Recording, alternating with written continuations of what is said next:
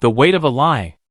Ibrahim, a kind-hearted boy of 12, lived in a modest home with his widowed mother, Amina. The villagers adored Ibrahim for his helpfulness and honesty, and he often assisted neighbors with chores and errands.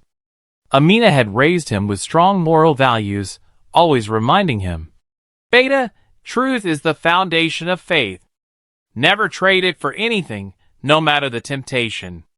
One fine morning, Ibrahim was on his way to school when he passed the bakery owned by Farooq Chacha. The enticing aroma of freshly baked samosas made his stomach grumble. He realized he had forgotten his tiffin at home. Feeling awkward, Ibrahim decided he would ask Farooq Chacha if he could have a samosa on credit and repay him after school. "Farooq Chacha, may I have a samosa, please?" "I'll pay you in the evening," Ibrahim requested hesitantly. Farooq, who trusted the boy, nodded with a smile. "Of course, Beta. I know your word is as good as gold." As Ibrahim was about to leave the shop with the samosa in hand, his friend Bilal rushed in, panting. "Ibrahim, there's a football match after school today. You're coming, right?" Ibrahim's face lit up with excitement.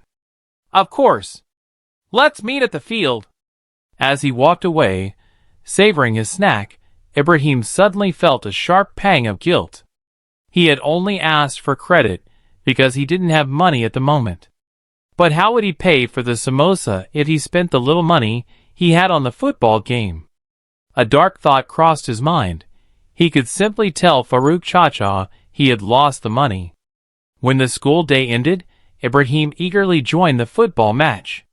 It was a thrilling game, and he played with all his heart. Afterward, he treated himself to a refreshing lemonade from the roadside vendor. But as evening approached and he returned to the bakery, his heart began to race. "Cha-cha, I lost the money I was supposed to give you," Ibrahim said, his voice barely above a whisper. Farooq Chacha's trusting eyes softened. "It's all right, Beta. These things happen. Pay me when you can." Ibrahim nodded, but a heavy weight settled in his chest. That night, he tossed and turned in bed, haunted by the lie he had told. Amina noticed his unease and asked gently, "Ibrahim, is something troubling you?" "No, Ammi. I'm fine," he replied, avoiding her gaze. Over the next few days, Ibrahim found it hard to enjoy anything.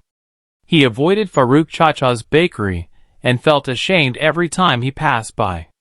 One afternoon, while sitting alone by the river, he saw Bilal and a group of boys laughing and playing. Their carefree joy made him reflect on his own burdened heart.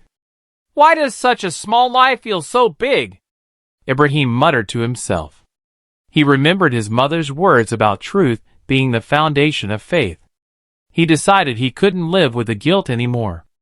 The next morning, Ibrahim mustered all his courage and went to the bakery. Farooq Chacha greeted him warmly, as always. "Chacha, I need to tell you something," Ibrahim began, his voice trembling. "The other day, I didn't lose the money. I spent it on the football match and lemonade. I lied to you, and I'm so sorry." Farooq Chacha stared at him in silence for a moment, then let out a hearty laugh. "Ah, Beta, you've learned the most important lesson in life. We all make mistakes, but it takes real courage to admit them. Your honesty now is worth more than the price of 1,000 samosas." Relieved, Ibrahim promised to work at the bakery on weekends to repay his debt. True to his word, he helped Farooq Chacha sweep the floors, clean trays, and even serve customers. Over time, Ibrahim regained his peace of mind and his reputation as an honest boy. He learned that while a lie might seem like a quick escape, it only traps the liar in a web of guilt. From that day onward, Ibrahim vowed to always stay truthful, no matter how difficult it might seem.